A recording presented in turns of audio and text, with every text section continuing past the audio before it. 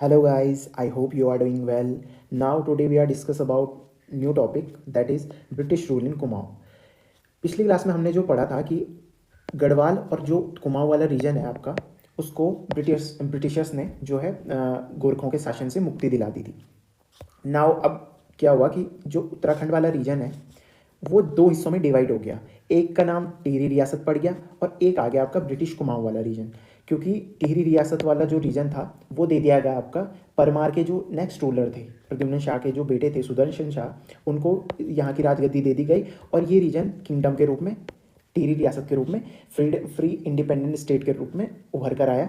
इसके बाद आपका जो ब्रिटिश कुमाऊं वाला जो रीजन है वहाँ पे हम उसके बारे में जो पढ़ेंगे, टिहरी रियासत हम इसके बाद नेक्स्ट वाला टॉपिक जो करेंगे वो उसमें ऐड करेंगे. ब्रिटिश रूल जो कुमाऊं में था वो 1815 अगेन 1815 में ही जो गोरखों के साथ हमारा युद्ध हुआ था और उसके बाद आप देख सकते हैं कि हम फ्री हुए थे. तो 1815 से 1947 जब तक कि इंडिया इंडिपेंडेंस की ओर नहीं बढ़ चुका था तब तक यहाँ जो है कुमाऊं कमिश्नरी जो कुमाऊं में है, कुमाऊं में कमिश्नरी का जो गठन कर दिया गया, जिसका कि डेट अगर याद रखें तो 3 मई 1815 को यहाँ कुमाऊं कमिश्नरी का गठन किया गया.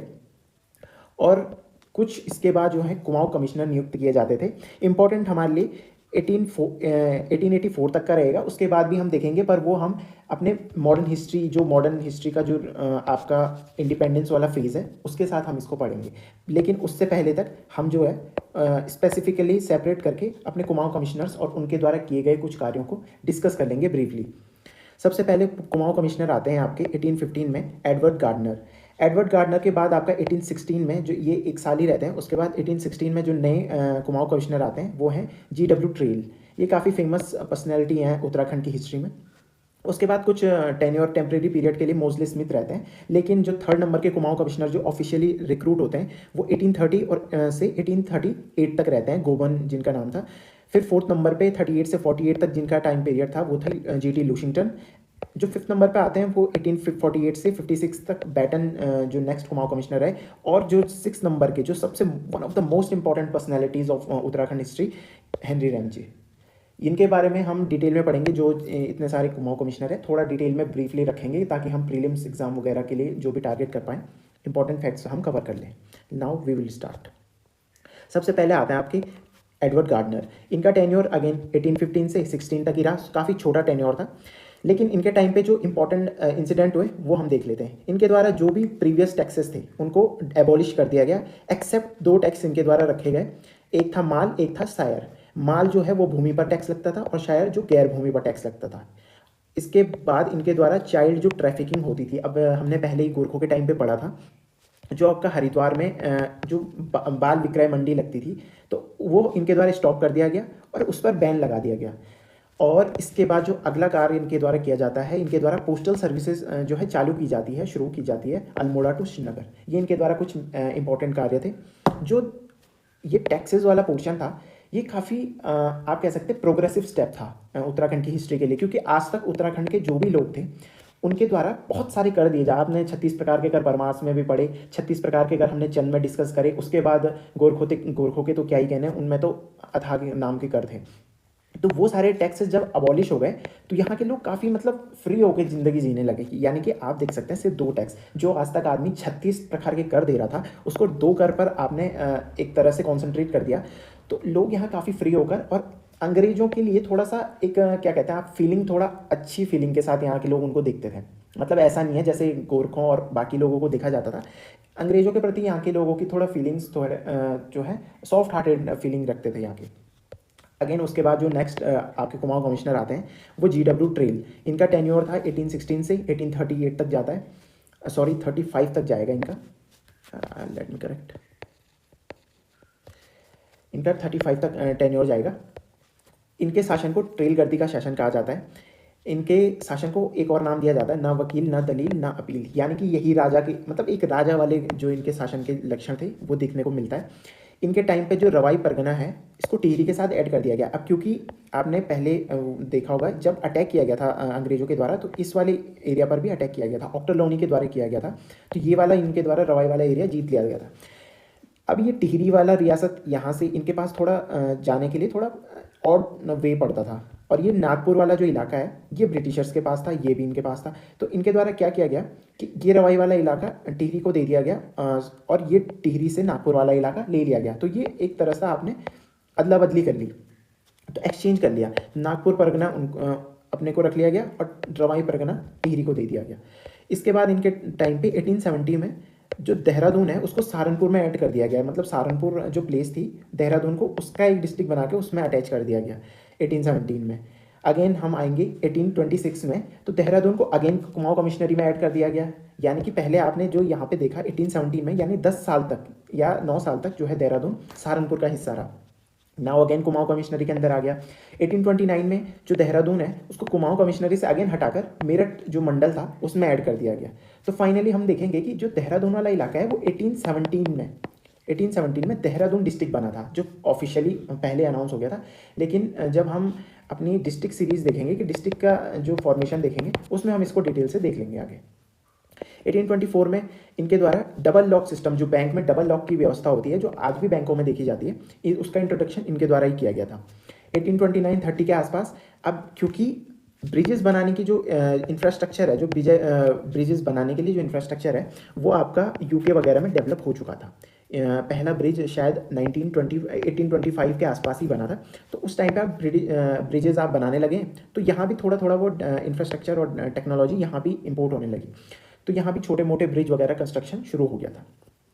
इनके द्वारा बद्रीनाथ केदारनाथ जो है यात्री मार्ग बनवाया गया। इनके द्वारा इनके टेन्योर में 7 भूमि बंदोबस्त करवाए गए। अगेन हम जो ये भूमि बंदोबस्त वाला लैंड सेटलमेंट वाला जो टॉपिक है इसको एक सेपरेट वीडियो में कवर कर लेंगे, जिसमें सारे आपके परमार्स और चंद वगैरह के जो भी सेटलमेंट थे और इनके जो सेटलमेंट थे ये सब हम डिटेल में वहाँ डिस्कस कर लेंगे। आगे हम इनको डिस्कस करते हैं। 1816 में इनके द्वारा अल्मोड़ा जेल का स्थापना की गई। 1821 में इनके द्वारा पौड़ी की जेल की स्थापना की गई। 1819 में, यानी पौड़ी उस टाइम तक था नहीं, पौड़ी जेल की स्थापना की गई थी 1819 में।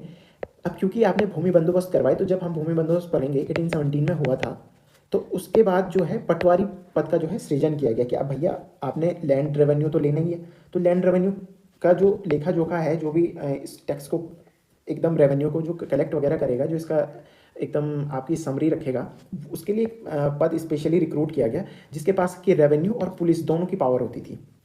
ये स्पेशली देखा जाए तो उत्तराखंड में ही ये पद स्पेशली सृजित किया गया था। 1822 में आबकारी विभाग की स्थापना की गई। 1822 में अगेन एक खच्चरों की सेना बनाएगी। अब आप देखेंगे कि एक प्लेस से आपको दूसरी प्लेस पे जाना है, लेकिन जाने के लिए आप जा सकते हैं बैलगाड़ी वगैरह। अब आप पहाड़ों पे बैलगाड़ी तो चला नहीं सकते, इसीलिए यहाँ पे जो है खच्चरों को रिक्रूट किया जाता था और खच्चर वालों को रिक्रूट किया जाता था, जो कि अंग्रेजों या किसी का कोई भी भारी सामान जो है एक प्लेस से दूसरी प्लेस पर ले जाया करते थे।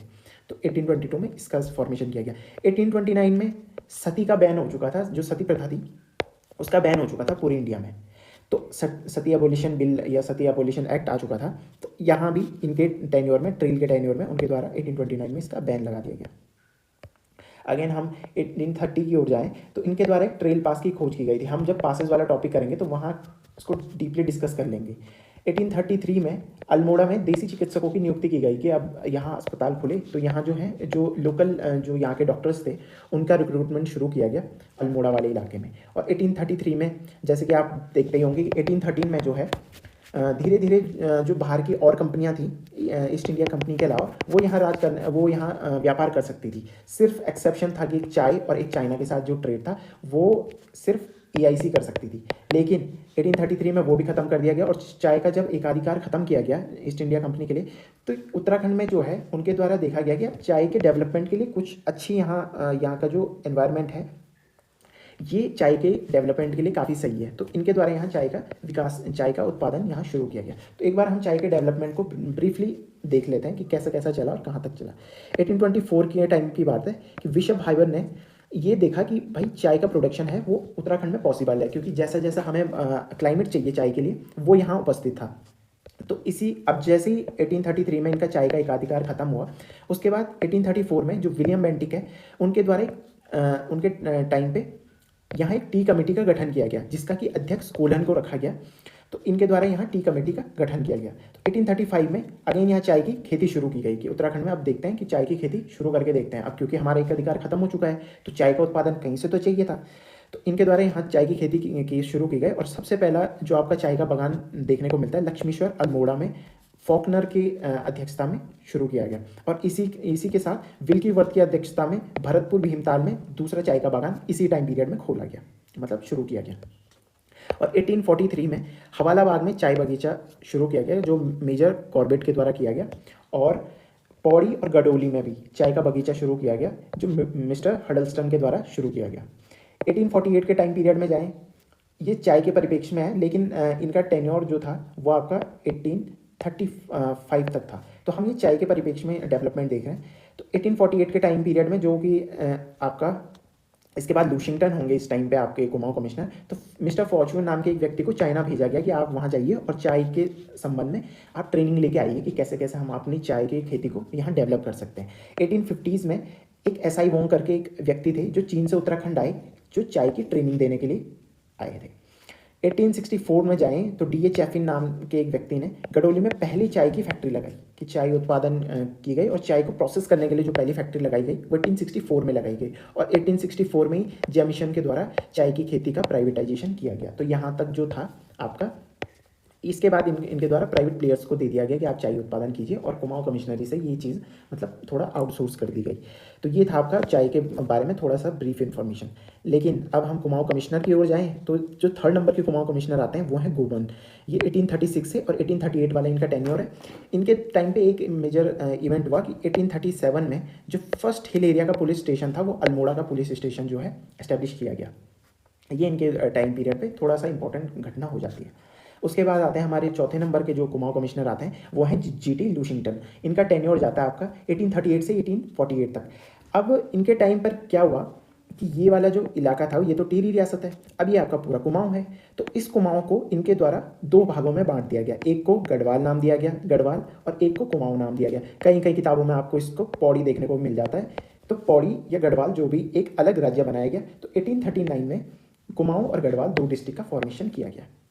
अगेन उसी टाइम पीरियड में जो नैनीताल है उसका भी अर्बनाइजेशन शुरू हो गया था। इससे पहले जो अर्बनाइजेशन हुआ था वो शुरू हो चुका था आपका हल्द्वानी का भी अर्बनाइजेशन शुरू हो चुका था। 1842 में अगेन जो कुमाऊं वाला रीजन था इसका भी जो लोअर पार्ट था, ये उधम सिंह नगर वाला पार्ट देखेंगे आप, तो इसको एक अलग सा डिस्ट्रिक्ट बनाकर इसको तराई डिस्ट्रिक्ट नाम दे दिया गया। तो 1842 में थर्ड डिस्ट्रिक्ट जो कुमाऊं कमिश्नरी के अंदर आती थी वो तराई डिस्ट्रिक्ट उभर कर आई। 1842 में इनके द्वारा मसूरी में एक नगर पालिका की शुरुआत की गई। नगर पालिका वाला टॉपिक भी हम जो है पॉलिटी वाले सेक्शन में कंप्लीट देखेंगे। 1842 में इनके द्वारा अपर गंगा कैनाल जो उप गंगा नहर बनाई गई, इन्हीं के टाइम पीरियड पे बनाई गई, बैटन के टाइम पे, ये सॉरी लूशिंगटन के टाइम पीरियड पे। 1845 में खैरना नैनीताल मार्ग जो नैनीताल का एक हैमलेट है, मतलब छोटा सा गांव है, वहाँ से और नैनीताल तक एक सड़क बनाई गई। तो वो 1845 के टाइम पीरियड पे बनाई गई।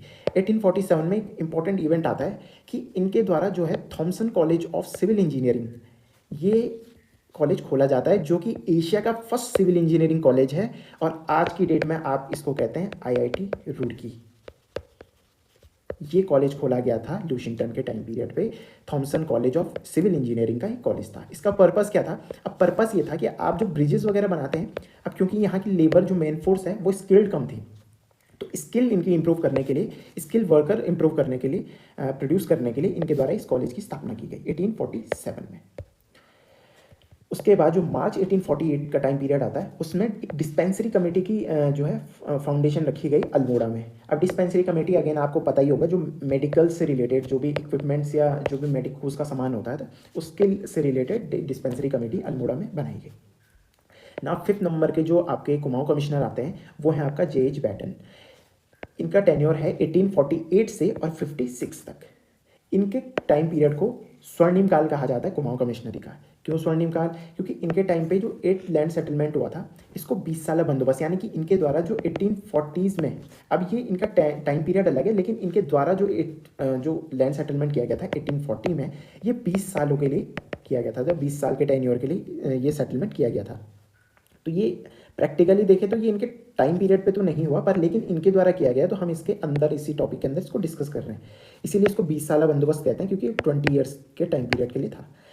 इनके द्वारा खसरा सर्वेक्षण, यानी खसरा सर्वेक्षण को आप अगर सिंपली समझें तो मैपिंग होती है जो आपकी पॉपुलेशन कहाँ रह सकती है, कहाँ रिजाइड कर सकती है, कहाँ उनके लिए रहने के लिए, पॉपुलेशन के रहने के लिए जो उचित रिसोर्सेज हैं, उस लैंड की मैपिंग को ही खसरा सर्वेक्षण कहते हैं। तो इसका इनिशिएशन इन्हीं के टाइम पे हुआ।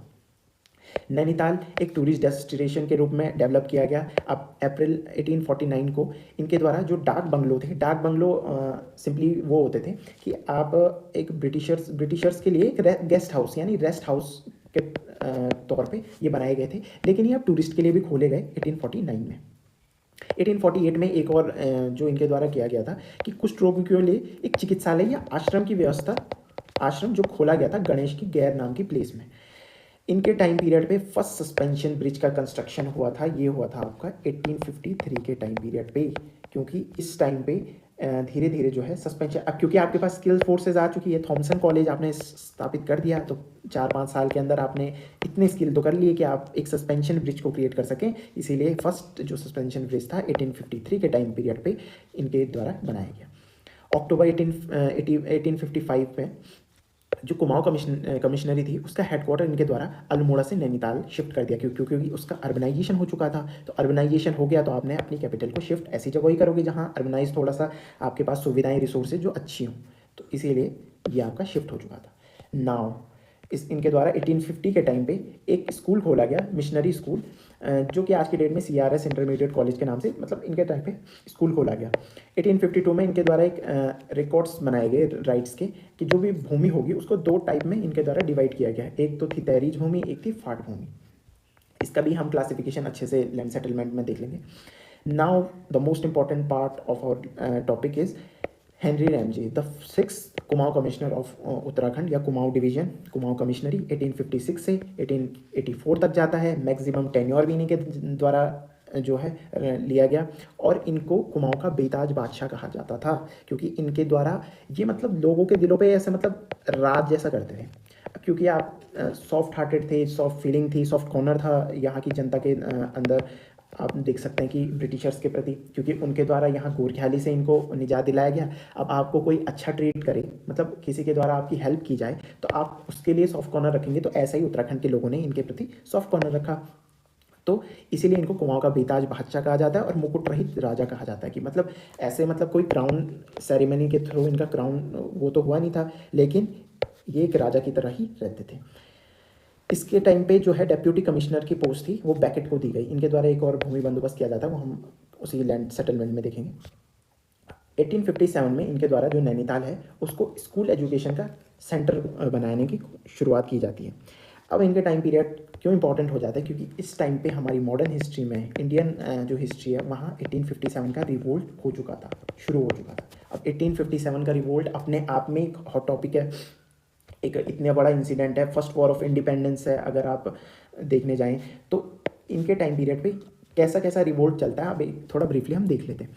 क्योंकि ये टिहरी अलग स्टेट था, कुमाऊं आपका अलग हो चुका है, यहाँ पे आपका गढ़वाल आ चुका है, यहाँ कुमाऊं, यहाँ आपका तराई वाला रीजन आ चुका है। तराई में भी आप यहाँ देखेंगे नैनीताल वाला इलाका अर्बनाइज हो चुका है, यहाँ भी हल्द्वानी वाला इलाका अर्बनाइज हो चुका है। इससे थोड़ी दूर पे जाएं तो एक अवध वाला राज्य था, और इसके बिल्कुल बगल पे जाएं इधर इधर की साइड पे तो बरेली वाला एक राज्य था। अवध के जो नवाब थे वाजिद अली शाह, इनके द्वारा एक लेटर लिखा जाता है, किसको, सुदर्शन शाह को, कि भैया आप क्या कीजिए, 1857 में रिवोल्ट हो रहा है पूरे देश भर में, तो आप हमारी हेल्प कीजिए, आप भी अपने यहाँ से रिवोल्ट कराइए।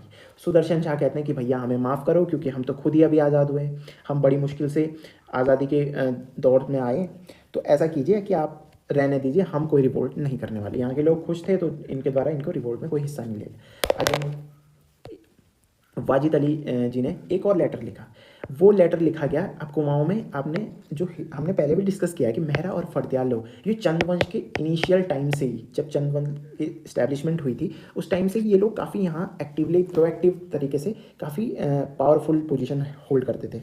तो इनको लेटर लिखा गया कि भैया आप तो कुमाऊं में, अगेन आप कुमाऊं में ब्रिटिशर्स के अंदर रहते हैं, तो आप ऐसा कीजिए कि रिवोल्ट की जो शुरुआत कीजिए, और धीरे धीरे हम आपको सपोर्ट करेंगे, ठीक है।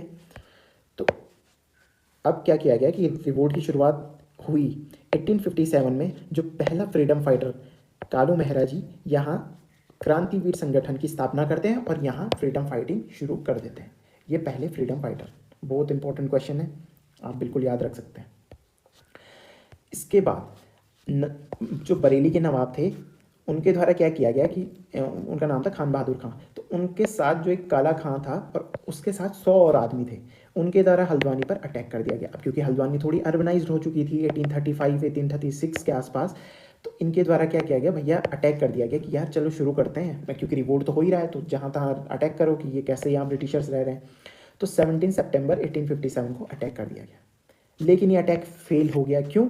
एक तो क्योंकि आप ब्रिटिशर्स थे ही प्रोएक्टिव थे, वो ऐसे दमन करने में काफ़ी आगे थे, लेकिन क्योंकि यहाँ की जनता ही ने इनका समर्थन नहीं किया, यहाँ की जनता ने ही किसका, ब्रिटिशर्स का साथ दिया। अब ब्रिटिशर्स का साथ क्यों? क्योंकि अगेन सॉफ्ट कॉर्नर था कि भाई हमसे दूर रहो, हम पहले ही बहुत मुश्किल से अपनी जो पुरानी जो प्रताड़नाएं थी उससे उभर कर आए हैं, और आप ये क्या कर रहे हैं कि आप ऐसे शासन पे वो मत कीजिए, हमें जैसे रहना है रहने दीजिए। तो ये प्रॉब्लम हो गई और इनका जो अटैक था फेल हो गया। तो यहाँ फ्रीडम फाइटिंग जो है आपका थोड़ा लूज पड़ गया। तो ऊपर से आप देखते ही हैं ब्रिटिशर्स अगेन बहुत ही प्रोएक्टिव होते हैं, तो रणवीर या उनके द्वारा एक रणधीर सेना का गठन किया गया, जिसका कि कैप्टन मैक्सवेल था, और उसमें जो सोल्जर्स थे वो गोरखास को अपॉइंट किया गया। अब गोरखास आपको पता ही है कितने थोड़ा फेयरसम होते हैं, तो उनके द्वारा इस रिवोल्ट को सप्रेस कर दिया गया। इसीलिए यहाँ थोड़ा जो है रिवोल्ट का, उत्तराखंड में जो रिवोल्ट है वो उतनी हाई लेवल पर नहीं पहुँच पाई, क्योंकि यहाँ की जो पब्लिक थी उसने भी सपोर्ट नहीं किया, और ऊपर से जो यहाँ के कुमाऊं कमिश्नर थे वो भी थोड़ा अच्छे, जो उनके पास जो बैकअप था वो प्लान अच्छा था। अगेन थोड़ा सा देहरादून की तरफ जाएँ तो वहाँ एक खान बम्बू खां करके एक व्यक्ति थे, उनके द्वारा रिवोल्ट शुरू किया गया, लेकिन जो लेफ्टिनेंट वाइस्टिंग्स थे उनके द्वारा उसको भी सप्रेस कर दिया गया। तो ऐसे ऐसे करके 1857 का रिवोल्ट सप्रेस रहा। अब 1857 का रिवोल्ट सप्रेस हो गया तो हेनरी रैमजी, अब क्योंकि बाहर बहुत ज़्यादा वो हो रहा था, रिवोल्ट काफ़ी हाई लेवल पे चल रहा था। आप अगर झांसी की साइड देखें या कहीं और देखें तो वहाँ बहुत ज़्यादा हाई लेवल पे क्या हो रहा था, आपका रिवोल्ट चल रहा था। तो वहाँ के लोग भाग भाग के कहाँ आ रहे थे, उत्तराखंड कुमाऊं रीजन में, कि भाई हमें बचाइए। अब यहाँ आया, इन्होंने देखा कि भैया रैमजी जी तो आराम कर रहे हैं, बिल्कुल एक राजा की तरह ज़िंदगी जी रहे हैं, यहाँ के लोग उनकी सेवा कर रहे हैं, कुली बेगार वगैरह चलता था, तो मस्त ज़िंदगी जी रहे हैं, यहाँ कोई रिवोल्ट की बात ही नहीं कर रहा, अच्छा मौसम, बढ़िया सा मौसम चल रहा है आपका। तो इनके द्वारा कहा गया कि यार आप तो बहुत अच्छी ज़िंदगी जी रहे हैं, आपकी पब्लिक बहुत अच्छी है। तो अब क्योंकि यहाँ आए लोगों ने, यहाँ आए जो बाकी के ब्रिटिशर्स थे उनके द्वारा जब प्रेज़ किया गया यहाँ की जनता को, तो हेनरी रैमजी ने भी सोचा कि यार यहाँ की जनता तो काफ़ी अच्छी है। तो इसके बाद इनके द्वारा क्या किया गया कि इनके द्वारा जो डेवलपमेंट किया गया वो खुद के लिए तो किया ही गया, थोड़ा यहाँ की जनता के लिए भी थोड़ा बहुत इनके द्वारा डेवलपमेंट काफ़ी अच्छा किया गया। मतलब ये ज़्यादा अब फोर्स यहाँ की जनता को नहीं करते थे। अगेन आएंगे बाद में, जब 1867-68 के टाइम पे जब फॉरेस्ट डिपार्टमेंट बनते हैं तो फिर थोड़ी दिक्कतें आनी शुरू होती हैं, लेकिन उससे पहले तक बिल्कुल बढ़िया चलता है। 1857 में ये कुमाऊं में शिक्षा विभाग की स्थापना करते हैं, एजुकेशन सिस्टम लोग इनका यहाँ भी प्रेस करते हैं कि भैया ये हम एजुकेशन भी दिलाना चाहते हैं, तो और बढ़िया, ये इंग्लिश एजुकेशन की बात हो रही है। 1858 में इनके टाइम पे जो अब आप मिशनरीज जो थे वो आ ही रहे थे, तो मिशनरीज ने देखा कि भैया यहाँ तो बढ़िया चल रहा है, तो उनके द्वारा यहाँ मेथोडिस्ट चर्च की स्थापना की गई। ये पहला चर्च था इंडिया में जो मेथोडिस्ट था, विलियम बटलर जी के द्वारा। ये अगेन अमेरिका से आए थे और ये आपके प्रोटेस्टेंट थे। प्रोटेस्टेंट और कैथलिक दो डिवीज़न होता है आपके, ये आप उसमें देख सकते हैं ईसाई धर्म में, तो उसमें दो डिवीज़न थे, तो ये आते थे आपका प्रोटेस्टेंट से। तो ये आप कह सकते हैं कि एक प्रोग्रेसिव जो वो रहते हैं आपके क्रिश्चियंस रहते हैं, ये उस सेक्ट को बिलोंग करते थे। तो इनके द्वारा यहाँ चर्च की शुरुआत की गई नैनीताल में। उसके बाद 1867 में शेरवुड कॉलेज की भी यहाँ स्थापना। इस टाइम पे एजुकेशन का काफ़ी प्रचार हुआ उत्तराखंड में, खास करके यहाँ काफ़ी स्कूल खोले गए, क्योंकि यहाँ शिक्षा विभाग भी शुरू किया गया, तो काफ़ी स्कूल खोले गए, एजुकेशन पर काफ़ी फोकस किया गया और यहाँ के लोग भी काफ़ी खुश थे। 1867 के टाइम पे यहाँ एक हिल साइड सेफ्टी कमेटी का गठन किया गया हेनरी रैमजे के द्वारा। अब हम डिजास्टर मैनेजमेंट जो टॉपिक पढ़ेंगे उसमें हम देखेंगे क्यों इनके द्वारा इस कमेटी का जो गठन किया गया, लेकिन अभी के लिए आप ये याद रख सकते हैं हिल साइड सेफ्टी कमेटी का जो गठन किया गया 1867 में हेनरी रैमजे के द्वारा किया गया। 1868 में जो जसपुर वाला रीजन है उधम सिंह नगर में, वहाँ से पहला हिंदी न्यूज़पेपर जो है पब्लिश होने लगता है, समय विनोद, और इसके पब्लिशर जो होते हैं वो हैं जयदत्त जोशी जी। अब धीरे धीरे यहाँ पब्लिकेशंस भी आने लगे। तो 1869 में अगेन एक और कॉलेज खुलता है, ऑल सेंट्स कॉलेज, इसकी भी स्थापना की जाती है। 1870s में, या कहें कि 1870 में अल्मोड़ा में एक क्लब की स्थापना की जाती है, वो है डिबेटिंग क्लब। बहुत इंपॉर्टेंट क्वेश्चन है, ये किया जाता है आपका बुद्धि बल्लभ पंत के द्वारा, लेकिन किसके रिकमेंडेशन पे, किसके कहने पे, हेनरी रैमजे के द्वारा किया जाता है। फिर 1871 में अगेन यहाँ से एक न्यूज़पेपर का पब्लिकेशन होता है जो है आपका अल्मोड़ा अखबार, जो कि बुद्धि बल्लभ पंत जी जिसके पहले पब्लिशर रहे। और अगेन ये किसकी रिकमेंडेशन पे, ये था विलियम म्यूर के रिकमेंडेशन पे। 1877 का टाइम आता है, एक और स्कूल खुलता है, स्टोनले स्कूल खुलता है, और इसको आज के जो बाद में इसका नाम पड़ा वो था बिरला विद्या मंदिर। 1878 सेंट मैरिज कॉन्वेंट स्कूल स्थापना की जाती है। 1883 में एक और इम्पॉर्टेंट इंसिडेंट जो आपका मॉडर्न हिस्ट्री में आता है कि इल्बर्ट बिल इशू किया गया। अब इल्बर्ट बिल क्या था, इसमें ये था कि जो इंडियन ओरिजिन के जजेस हैं वो भी आपका केस को सुन सकते हैं, जिसमें कि ब्रिटिशर आपका जो है आपका एक तरीके से मुवक्किल या आप कह सकते हैं अपराधी जो भी रहा हो, तो उसको आप क्या कर सकते हैं, इंडियन जजेस भी केस को सुन सकते हैं और सज़ा दे सकते हैं। तो इस पर काफ़ी कंट्रोवर्सी चली। तो कुमाऊं में जो है पहली राजनीतिक बैठक बैठाई गई जो इस बिल को क्या करती थी, सपोर्ट करती थी। 1883 में एक और जो है तराई इंप्रूवमेंट फंड की घोषणा की गई हेनरी रमजे के द्वारा कि तराई को और ज़्यादा आपको इम्प्रूव करना है। इसके बाद इनके टाइम पे ही forest department, forest rule regulation आते हैं। ये हम डिटेल में फॉरेस्ट वाला टॉपिक अलग से पढ़ेंगे आपका ज्योग्राफी में, तो वहाँ हम इसको डिटेल से डिस्कस करेंगे कि 1864 में 1865 में कैसे फॉरेस्ट कंजर्वेशन के लिए मापदंड उठाए गए। 1867 1868 फॉरेस्ट डिपार्टमेंट की घोषणा की गई उत्तराखंड और ये आपका कुमाऊं और टिहरी वाले रीजन में, तो वहाँ हम देख लेंगे। 1884 में इनके द्वारा रेलवे ट्रांसपोर्ट शुरू किया गया और ये कहाँ तक, काठगोदाम तक इसको इस्टेब्लिश किया गया। आगे हम देख लेते हैं थोड़ा बहुत इनके टाइम पीरियड पे हॉर्टिकल्चर का भी डेवलपमेंट होता है, इसको हम थोड़ा ब्रीफली डिस्कस कर लेते हैं। 1823 में मेजर यंग के द्वारा यहाँ स्वदेशी आलू की फसल की या खेती शुरू की जाती है। 1864 आते आते एक दूसरे व्यक्ति फॉरेनर थे हेनरी बर्जर, इनके द्वारा विदेशी आलू की जो किस्म होती है उसकी खेती यहाँ शुरू करने का प्रस्तावित होती है। 1869 में यहाँ एक चौबटिया उद्यान की स्थापना की जाती है डब्ल्यू क्रो के द्वारा, विलियम या जो भी इनका नाम रहा होगा डब्ल्यू क्रो, अल्मोड़ा में। इसके बाद 1909 में नॉर्मल गिल नाम के व्यक्ति के द्वारा ये फेमस किया जाता है और इनको बनाया जाता है यहाँ new superintendent of Chaubatia garden. ये फर्स्ट गवर्नमेंट गार्डन घोषित किया गया कुमाऊं का कि जो सरकार के अधीन आता था। 1909 में ही चौबटिया में एक स्पीशीज़ होती थी आलू के अंदर ही, लॉन्ग कीपर नामक आलू, तो इसका उत्पादन नॉर्मन गिल के द्वारा चौबटिया में शुरू किया गया। 1910 में इनके द्वारा बेलाडोना की खेती भी यहाँ उत्तराखंड में शुरू की गई। और 1914 आते आते चौबटिया जो गार्डन था वो कुमाऊं कमिश्नरी के अंदर आ गया, उसके अंदर इसको अटैच कर दिया गया। 1932 तक जो चौबटिया था उसमें एक पर्वतीय फल शोध केंद्र की स्थापना की गई, जिसमें कि फल के ऊपर आप क्या कर सकते हैं, फल के ऊपर आप शोध कर सकते हैं किसी भी फल के ऊपर। 1936 में यहाँ एक और विवेकानंद पर्वतीय कृषि अनुसंधान केंद्र की स्थापना की गई अल्मोड़ा में। 1943 में भवाली नैनीताल में आलू अनुसंधान केंद्र की स्थापना की गई। और 1944 में आते आते आपका पायरीथ्रम की खेती शुरू की गई। ये एक पुष्प होता था, यानी फूल जैसा होता था, इसकी जो आपको सुगंध वगैरह होती थी उसके कारण इसको जो है इसकी खेती शुरू की गई। अब हम आते हैं थोड़ा सा जुडिशियल डेवलपमेंट इनके टाइम पीरियड। ये जो कुमाऊं कमिश्नरी था इसके टाइम पे जुडिशियल डेवलपमेंट भी कुछ हुए, तो ये भी हम थोड़ा सा ब्रीफली डिस्कस कर लेते हैं कि 1815 में जो था आपका जुडिशियल सिस्टम वो कुमाऊं कमिश्नरी के अंदर आ गया, क्योंकि कुमाऊं अलग सेक्शन बन गया था। तो 1836 में आते आते जो सारे जुडिशियल केसेस थे उनको अगेन शिफ्ट कर दिया गया नॉर्थ वेस्ट प्रोविंस के अंदर, कोर्ट के अंदर, जहाँ नॉर्थ वेस्ट वाले जो भी प्रोविंसों का कोर्ट होता था यहाँ के केसेस भी वहाँ जुडिशरी जो करती थी देखती थी। 1864 आते आते अगेन जो सारे जुडिशियल केसेस थे उनको शिफ्ट कर दिया गया कुमाऊं कमिश्नरी के अंदर, किसके कहने पे, हेनरी रैमजे के प्रयासों के द्वारा। 1874 में यहाँ एक एक्ट पारित किया जाता है जिसका नाम था शेड्यूल्ड डिस्ट्रिक्ट एक्ट 1874, जो कुमाऊं पर जो है शुरू किया गया।